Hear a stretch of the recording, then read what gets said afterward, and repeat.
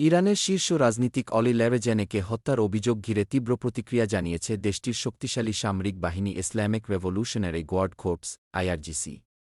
তারা এ ঘটনার জন্য দায়ীদের বিরুদ্ধে কঠোর ব্যবস্থা নেওয়ার হুঁশিয়ারি দিয়েছে। ইরানের রাজনীতির মঞ্চে এক ক্যারিশমেটিক নেতা ছিলেন আলী লারিজানি, যার পুরো জীবনটা ছিল মার্কিন বিরোধী মতাদর্শে মোড়ানো। আর এই আলী লারিজানি ছিলেন ইরানের সাবেক সর্বোচ্চ নেতা আয়াতুল্লাহ আলী খামেনির সবচেয়ে গুরুত্বপূর্ণ অনুচর। খামেনির মৃত্যুর পর তিনি দেশের সবচেয়ে শক্তিশালী ব্যক্তি হিসেবে আবির্ভূত হন এবং ইরানের যুদ্ধকালীন ডিফ্যাক্টো লিডার হয়ে ওঠেন।